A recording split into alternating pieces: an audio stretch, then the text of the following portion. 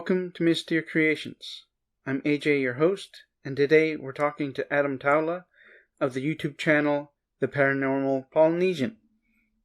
Adam is a fun and musical personality who I'm happy to call a friend.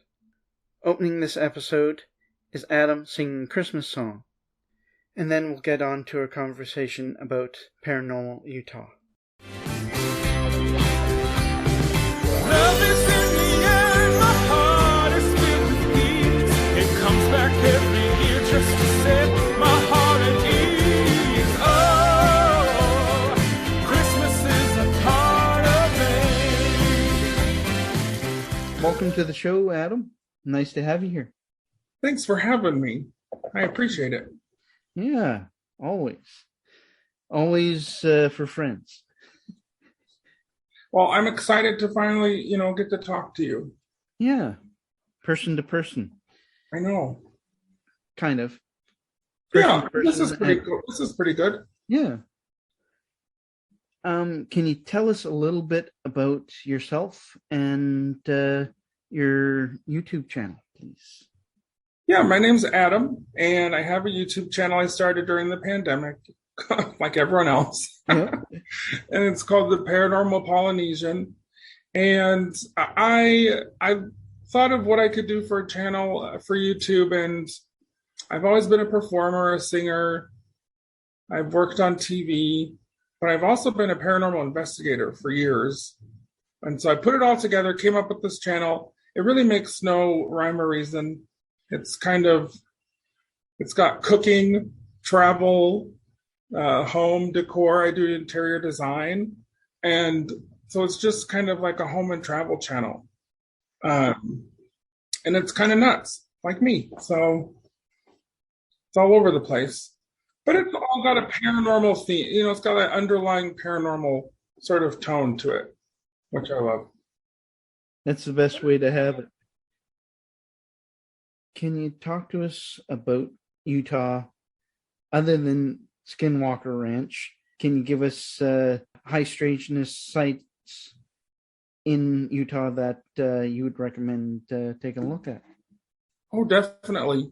Well, first of all, the entire state here is paranormal. I don't think there's anywhere you can go that you can throw a rock and not find something. I mean, and I'm from California. Ever since I've moved to Utah, I've had things going on.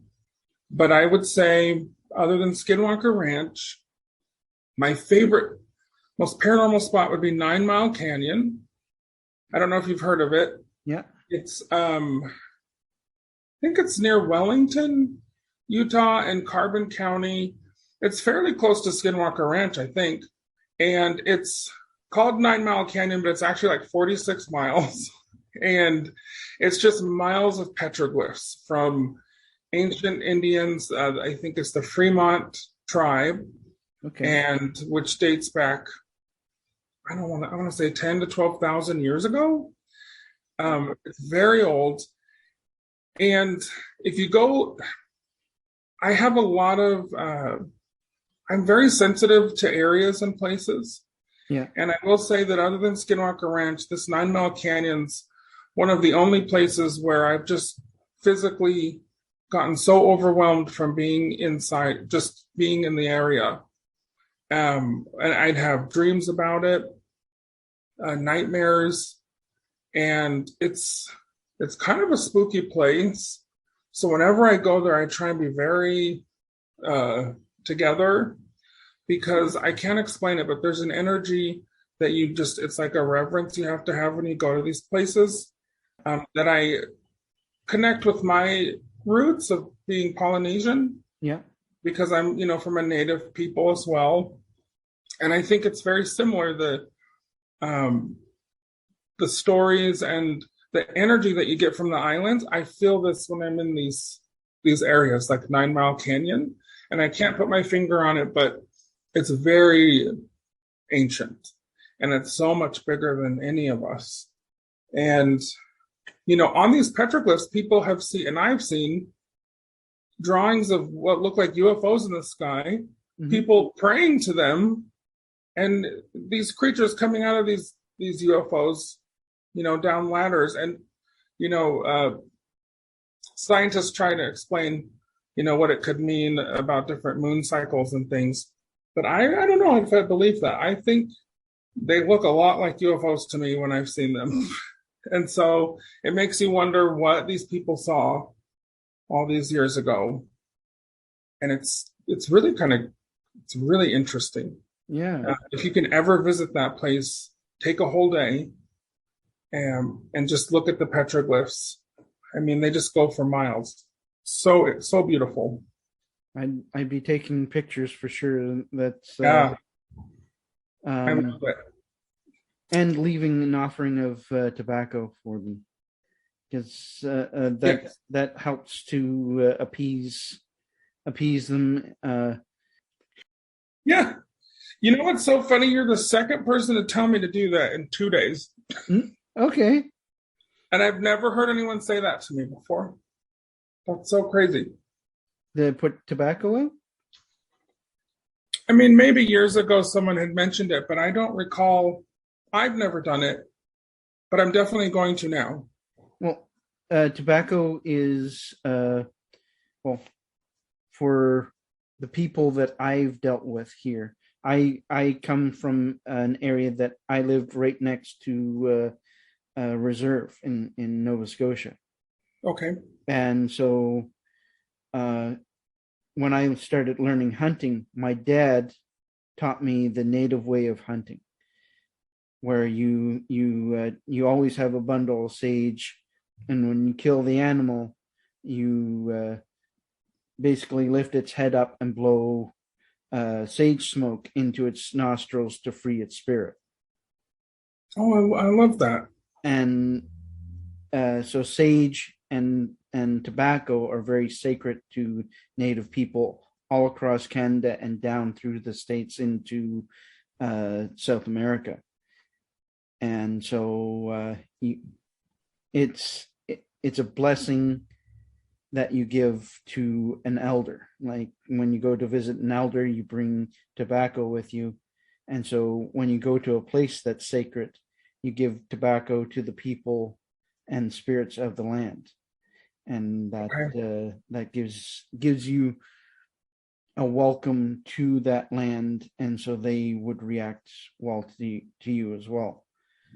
I knew that it was important to them. I didn't think that it was, something for me, but I think that I'm going to do that from now on. I think that's really neat. And that's very interesting. It's kind of in the Polynesian culture, you bring things as well, but it's more along the lines of like mats made of leaves. Okay. And, fibers like that you bring. So it's it's all kind of similar in a way, but different. Yeah. And I think that's a really good idea. Like I said, you're the second person to tell me about that this week. And I don't know why I never did this before, but now I feel like a real jerk. So I'm going to start doing it. But like I said, I don't go out there very often to these kinds of places because, again, I feel so overwhelmed at them that I don't generally. I try and stay out. I don't know. I feel like I don't. Sometimes, depending on the day, I just feel like I don't belong in the area. That could be one of their spirits or the spirit of the land saying, "No, not today." Mm-hmm. So, I mean, it explains why, when I used to go to Skinwalker Ranch for years, every time I would go out there, I would have a nightmare the night before. And it wouldn't even be a nightmare. It's more like a warning, I would say. And it would always involve the land and some sort of entity kind of telling me, hey, you need to watch yourself when you come out here. Okay. And it's always been kind of like a premonition, sort of like a warning. And I've had those for years. And it's only when I go to these types of places. So that's why I sort of just don't go to them unless I have to. Yeah. Because it really affects me. Different than normal haunting would. Okay. So now, the difference between how haunting affects you and that, can you kind of explain that a little bit?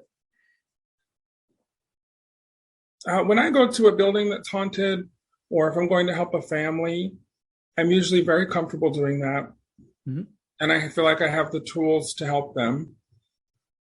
But when I'm going to, native reservations or areas like that, there's just sort of, it's so much bigger than me that I will never feel comfortable taking it on. Mm-hmm. And it's hard to explain, but it is something I try not to provoke or take lightly. So I sort of stay away from it as much as I can, other than to observe and maybe leave. And that's about it. I don't provoke things like people do on lots of these shows. I think that's silly. I mean, would you talk to a person like that if you were just meeting them? No. Start screaming at them to show themselves. I just think that's crazy. Yeah, don't yell at ghosts. No, it's so rude. Yeah. Whenever I've dealt with spirits, I've been yelled at by a spirit, but I understand why it was yelling at me. In Halifax, there's a place that was called Africville, and it was the African Americans that came from the South to Canada to escape slavery. Some of them settled in that area, and it was a waterfront property, and the government decided that they were living in a slum and forcibly moved all of them out. And so one October, I'm on my way to work, and this spirit, I felt a presence move up to me, and then someone yelled at me in Haitian, and I could feel their breath, but they weren't in front of me. Oh, wow. And I'm assuming that it was one of the people that was displaced that died in that time period, and they were yelling at me. But I've never yelled at a spirit until, I had my own experiences in my house. It was severely haunted, and a ghost choked me, and I told it to bugger off. Well, yeah, I would too. That's crazy. So when it starts getting violent, that's when you don't hit the road, Jack. Yeah, and I try and tell homeowners, it's okay to take charge of your space because, it is your space, but there's a way to do it. Yeah. Sort of, as respectfully as possible. Yeah. Yeah, that's very interesting. Yeah, it's situations. Different situations call for different actions. When you're dealing with ghosts, it can be unpredictable how they're going to react to you. If you're respectful, most often you'll have a respectful conversation between the two. Sometimes in life they were an angry, mean person. In death, they're going to be the same way. Exactly. That's what I tell people too. And it also just the way that you react is everything. I believe when it comes to things, most hauntings in people's homes and things, you have to be a little more assertive and have some intent behind what you're saying. Yeah. If you want to help, cleanse a space. So, but don't get me started on Skinwalker Ranch. I won't even try to cleanse that. That's not. There's that. I don't think that place is cleansable. No, it's not. I really, even talking about it gives me anxiety. It's so crazy. I try and stay away from there. Yet somehow I've gone twice in the past year, and I hadn't been in like 7 or 8 years on purpose until this YouTube channel started taking off. And then, I had to go back, but I didn't love it. And I still don't. It's some places just feel ooky. Like They do.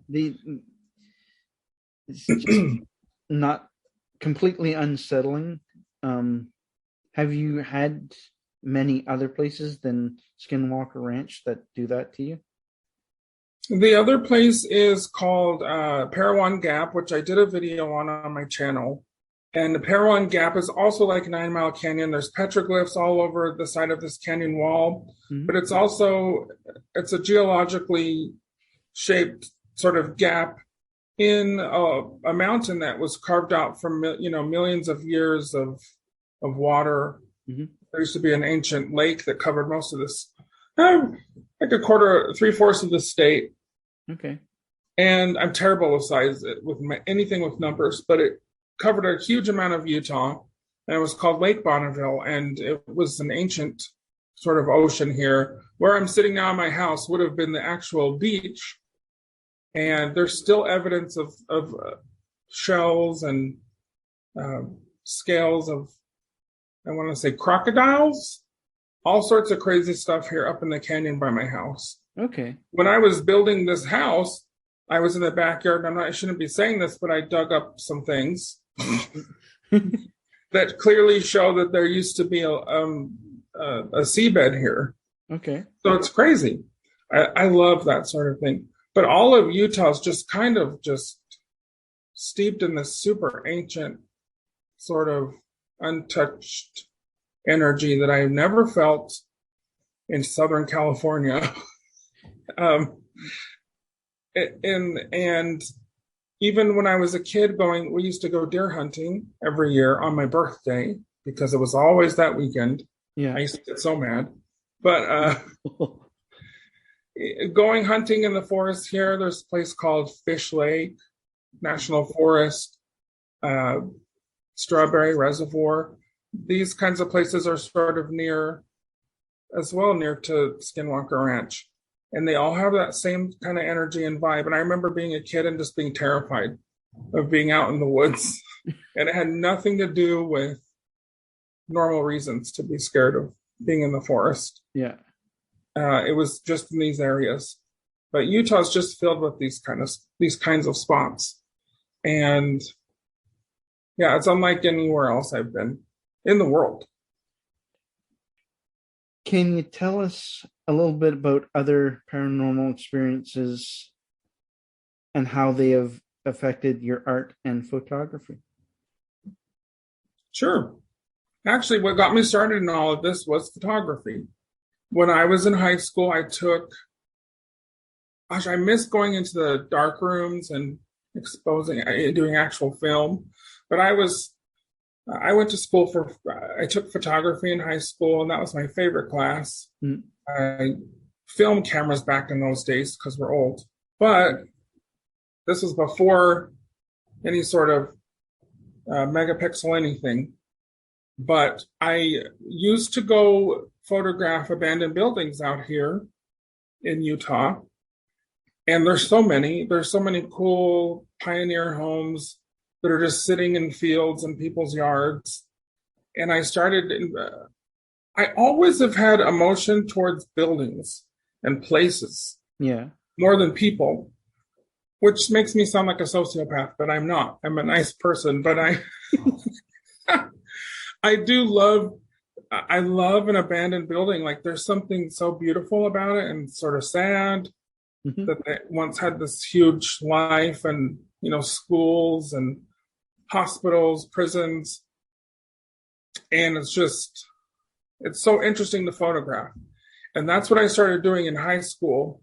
I got into some trouble, actually, going places I wasn't supposed to. I learned what trespassing was back in those days. Oops. But I was one of those kids that was always respectful. I never broke anything. I just wanted to take pictures. Yeah. But you can't do that sometimes. So now I know. Yeah. 20-something years later. But I got started taking photos of buildings, and things just started happening when I'd go to places that I couldn't explain. And then I met a group of people who happened to work with the ghost hunters the TV show, The Ghost Hunters. Remember the show back in the 2000s? Yeah. The original OG ghost TV shows that started all this madness that's on now. That's who I started working with at the very beginning. So I kind of went in reverse. I worked with all these really cool big name people and got to meet them in the field immediately out of high school. Awesome. And that's when I got started doing investigating. It was with my photography, and they noticed my photography and were like, "Oh, this is so, like, you do such a good job." And I started photographing investigations, and that's when I started seeing that I was getting really cool photographic evidence. Awesome. Because for whatever reason, things just follow me and show up for me in pictures, especially pictures and videos. Yeah, I just had 2 investigations in the past few months where I've gotten some of the best things I've ever gotten on photos. And all I did was just pull out my cell phone and take a picture. Yeah. And I recommend everyone do that. If you have a phone, then you have all you need. A phone and a flashlight. Yeah. You can get some crazy evidence. EVPs. Have you caught some good ones? I did. Actually, I was telling you earlier today, I was editing a video for the Tooele Hospital that I went and spent the night at. I wasn't expecting to get anything because it was just such a weird night. Mm-hmm. But I think I've gotten the most EVPs I've ever gotten on this investigation. And they're straight up saying my name multiple times. When we did a spirit box session, I can clearly hear the sound of babies crying in one of the EVPs. And this hospital was very well known as being a place where a lot of children were born and actually passed away. And the area that I got the EVPs were in the maternity ward. So that's pretty interesting. That's awesome. When things like that happen, I have to say, oh, even though we were in a group of 20 people that might have been kind of loud, there's no babies with us that night. So why am I getting recordings of children crying? That always creeps me out when it's kids. Yeah, it's, you never know what's going on. Sometimes kids can be a forerunner of something bad going to happen, but most often, if it's a child crying or a child saying hello, it's a child's spirit. Yeah, this is the sound of an infant, definitely like after birth crying. And it's very distinct, I think. It is. So, when it comes to that sort of evidence, where I lived in Nova Scotia, there was power lines everywhere, and lots of limestone and quartz. And so recordings of what people do would play at night when it's really quiet. You would hear voices. And what kind of clued me into that is I heard the conversation that I had with my mother replayed. Oh, wow. And it, like, I went, that sounds like me. Oh my gosh. And it's so strange that you would say that, because I've had the same thing. Actually, where I live now, I live 1 block over from, I can see them from my office, these huge power lines that go across the neighborhood. Yeah. And we'll have times where I'll be sitting in my garage, which is on the one side of the house. And then back on this side of the house, I can hear the conversation the family's having in their bedroom, like the husband and wife next door. Yeah. Sitting in my garage, which is 150 feet away, on the other side of the house. The sound just carries really weird in this home. And it's also had a lot of paranormal stuff going on. And I think it has something to do with these power lines. Yeah. And with just the like we're in a canyon. I don't know. There's a lot of rock. I'm in the mouth of this canyon. There's mountains all around me. Mm-hmm. And I think it has something to do with it. And it's funny you should say the conversation, like hearing conversations. When I stayed at the Stanley the first time, the Stanley Hotel in Colorado, that's where Stephen King wrote The Shining, my favorite book. I remember I was on the phone with my mom. She was talking to me on my cell phone, and she says, "What do you mean? What are you talking about? Peanut butter and jelly sandwiches?" And I said, "What are you talking about, lady? Are you okay?"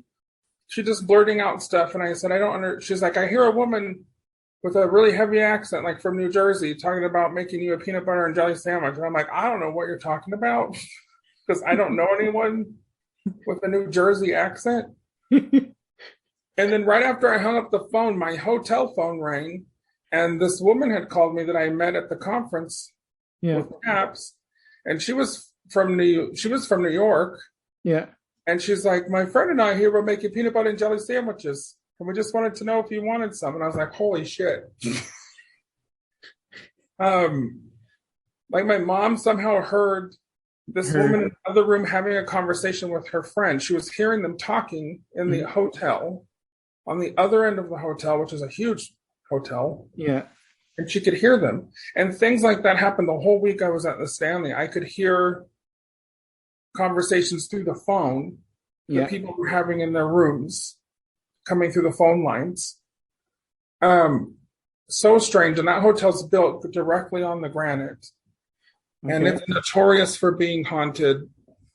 And many investigators say it's because of the mountain it's built on. Because you can go in the basement and you're looking right at the mountain underneath. I mean, there's tree roots. Okay. It's built into the rock. And I think that has a lot to do with the hauntings there. Because people who may not know a lot of the quartz and granite, they say, people say that it holds on to energy and replays it like a record. Yeah. And I believe that because I've seen it happen so many times. Well, we learned how to speak ancient Egyptian because of a scientist who decided to put a record needle on a piece of pottery and see if it created a sound. And he ended up finding a potter telling his child how to make pottery in Egyptian. Oh, that's cool. So, and that's a 3,000-year-old recording. That's pretty neat.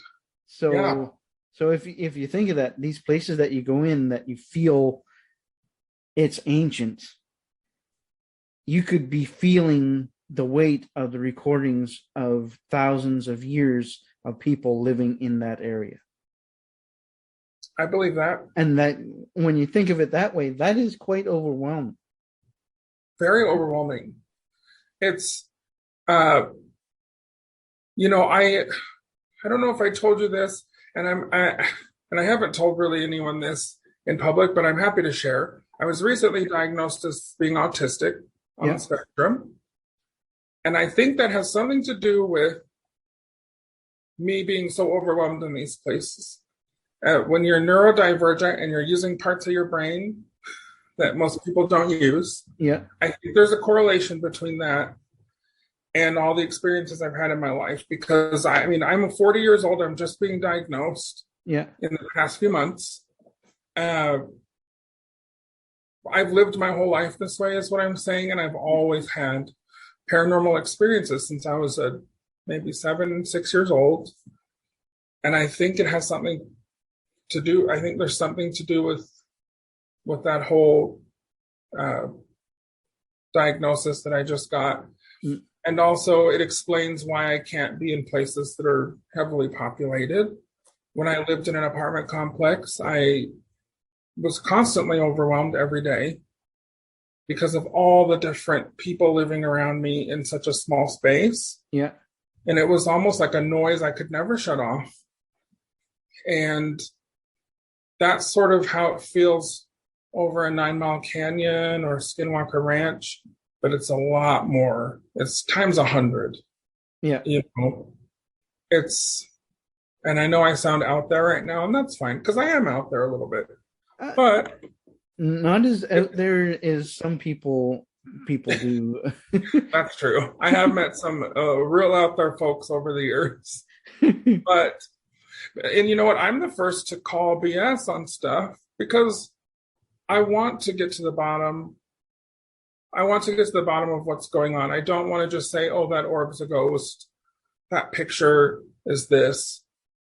I want to be able to weed through the crap and actually get some good stuff. Yeah. Because it doesn't matter. Even if I have the best piece of evidence in the world, I could show it to someone. They're not going to believe me at the end of the day. So I do this for me. And at the end of the day, I know there's so much more to this world than what we deal with every day. Yeah. If there's things around us that we don't see or interact with, it doesn't mean that it's not there. And yeah, I just think it's very neat, and it's something fun to do at the end of the day. Yeah. You know, why not? It's interesting to look beyond, the box that we live in every day and see what else is out there. Yeah. In dealing with the paranormal, you're also dealing with history and learning the history. Mm-hmm. Yeah. And in a lot of ways, them communicating with us, we can learn about their time period from them in some way. Yeah, absolutely. And just like language in the last 20 years has changed quite a bit, especially with all the emojis and everything. Oh my gosh. And people talk LOL and I can't. OMG. Oh geez. I find myself too, oh gosh, just doing that sometimes, and I just hate myself afterwards. But no, you're right. It's always evolving. Yep. It's always changing. And I always loved history growing up. I got bored very easily in school, but when I could go to a place and go in the spot where history happened, it's so much more interesting for me. And it would be for anyone, I think. Yeah. But in your case, you would feel that history. I would. And I don't ever claim to be like a sensitive or a psychic or a medium or anything, but I do have times where I can go to a place and I'll just blurt out, oh, I see this man over here with a fedora, and it checks out. There was, I was in a basement in this morgue in Ogden, Utah here, which, by the way, Ogden used to be the most crime-ridden city in America at one point.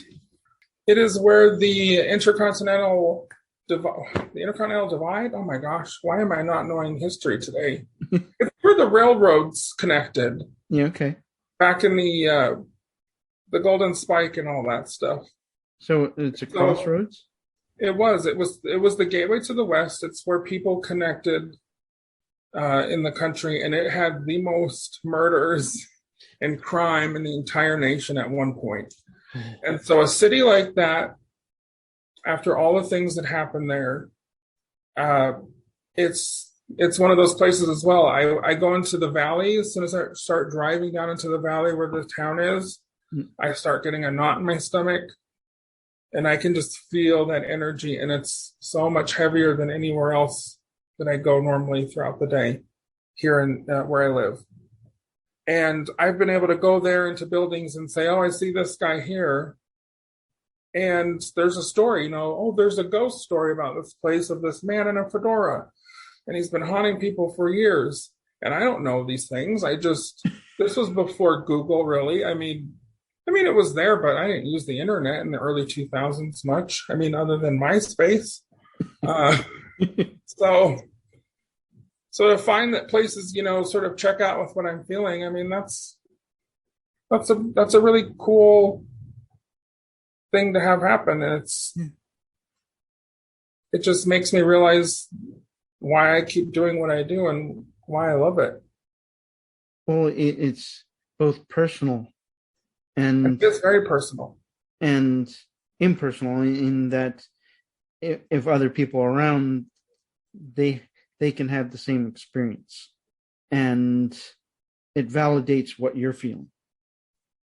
It does. And at the end of the day, this all revolves around the great question of what happens after this life, because isn't that the biggest mystery at the end of the day?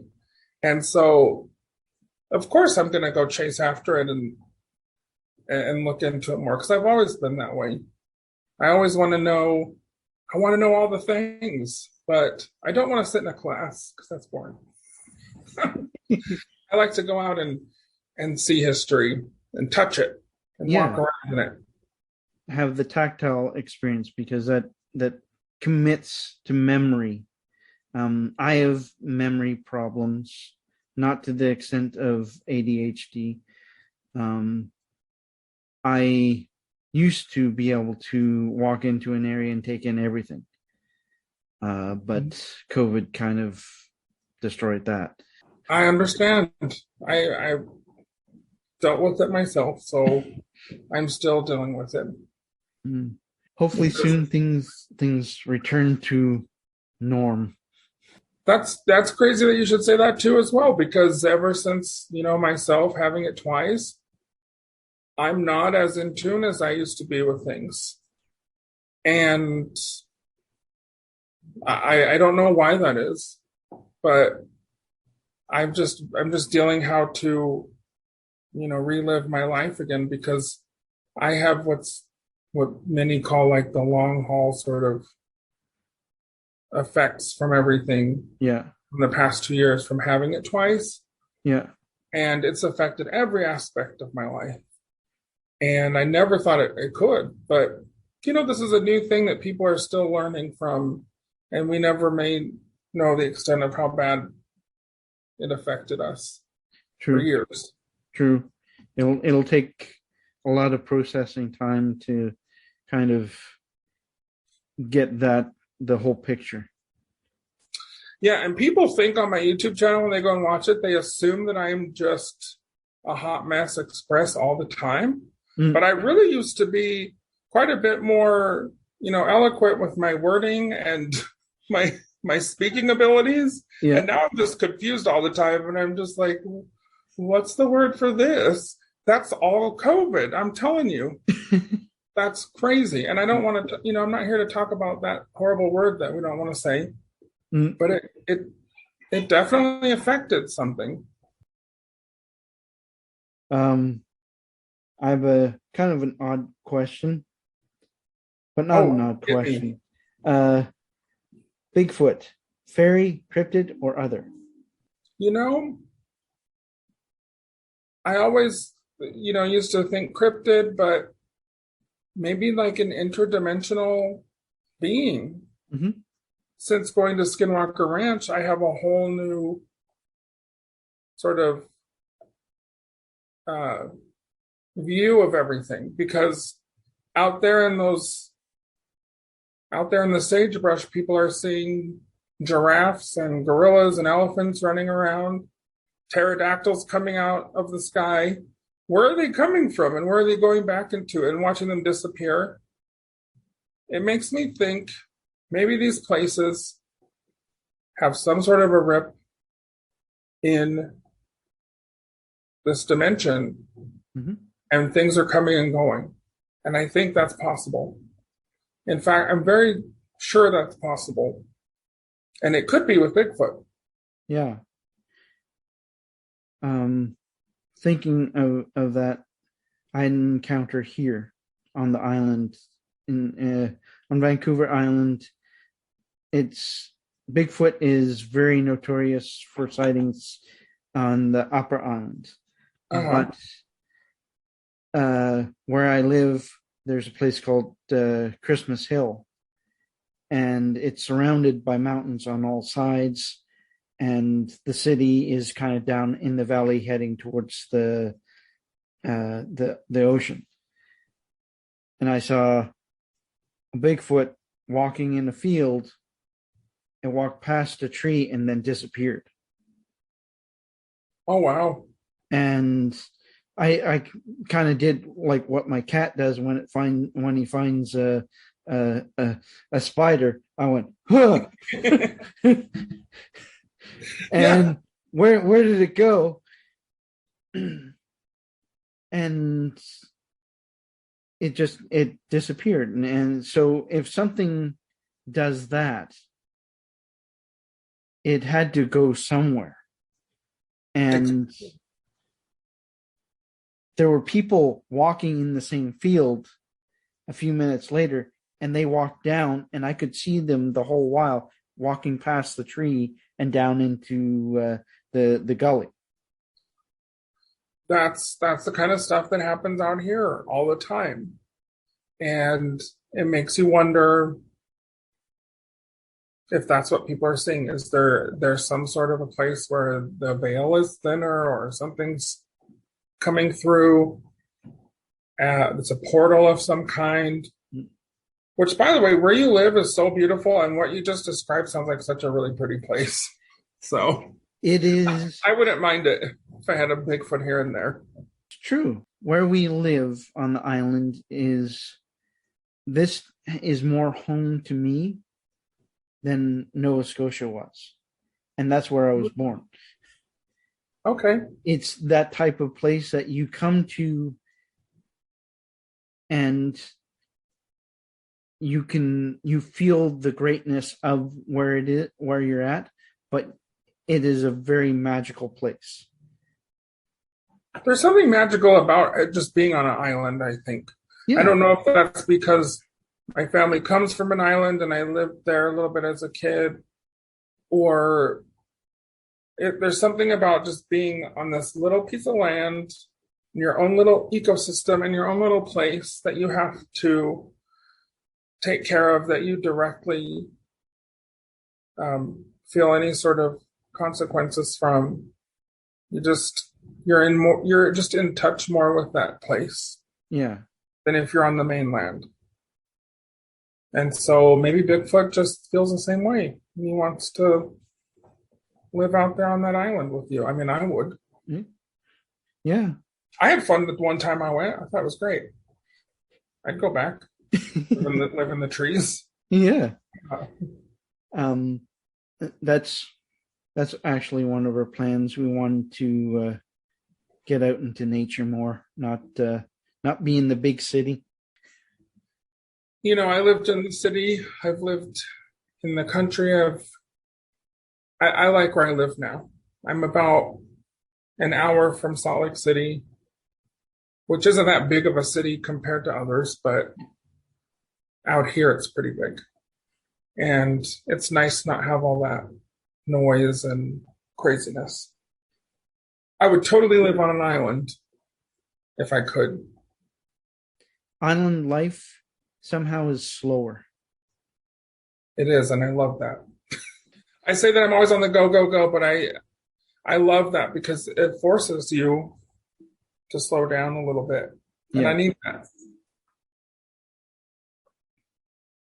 What is one of your favorite strange encounters? This one I kept going back to Skinwalker Ranch. I know that you probably didn't want to talk about Skinwalker Ranch, but it really is the strangest place I've ever been. It's the only place where I could definitively say that I saw a gray alien standing in front of me. And it wasn't like a dream or something. I mean, I was wide awake. I remember we were down at the southern vantage point looking onto Skinwalker Ranch, and we saw these orbs of light that people see out there coming towards our vehicle. And it was the most paralyzing fear that I think I felt in my life. And people that see these orbs out there say that they emit some sort of energy off of them that causes them to literally lose their minds when they see it. And this terrified us, and so we got in the car to leave, and as we were backing the car out and these orbs were coming towards the car, we saw what was a tree, we thought was a tree the whole time standing by the car, and it bent down and looked in the mirror of my friend's SUV, and it was probably 8 feet tall, this tall, skinny being. And it was what you would describe as like a gray alien. And I still get chills even thinking about it. I had nightmares for a long time. And other things when we have more time that happened for years. And I think from that moment on, something kind of followed me in my life and continues to, because of what I saw that night. And I don't know how to explain that, but I know that it just happened, and it is happening still. And it all stemmed from this place in Utah that people now go and put reviews on TripAdvisor and do TikToks on. And I kind of hate that, but at the same time, everyone should be able to visit places as long as they're respectful. Yeah. But it's become a circus. Yeah. And to think that 15 years ago when I was seeing this place that it would turn into what it is now, I kind of treasure those moments because I know I'll never have them again. But it was terrifying. And something from another world that I could never explain. And it's just out here in my backyard. So go figure. Usually that's the way it works. The best places are right in your backyard, and you never think of it until you do.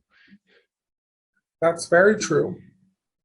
Are there any things that you'd like to promote? Oh, just come visit me on my channel, The Paranormal Polynesian. You can find me on YouTube, Facebook, Instagram. Apparently I have a Twitter. I've never used it, but I have someone that says they run it. I don't believe her. Her name's Wendy. If you ever go on Twitter, say hi to Wendy. But yeah, just come say hi anytime. I would love it. Well, thank you for coming on with me. Well, thank you for having me. I really appreciate talking to you. It was very nice to finally see your face and talk to you, put a voice to it, to our chats. But hopefully we can do it again. Yes, very soon.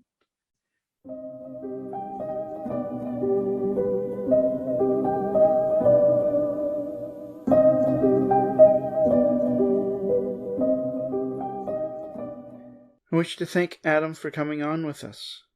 Please subscribe to his channel, or better yet, join his Patreon and become a Pineapple patron. His work is fun and funny, but informative at the same time. I'll put links to his work, channel, and Patreon in the show notes. That's all I have for today. Please like, follow, and subscribe on whatever platform you listen on. I hope you enjoyed this episode, and we'll see you soon. I'll say into pie, up and maybe up and down. I'll say into pie, up and maybe up and down.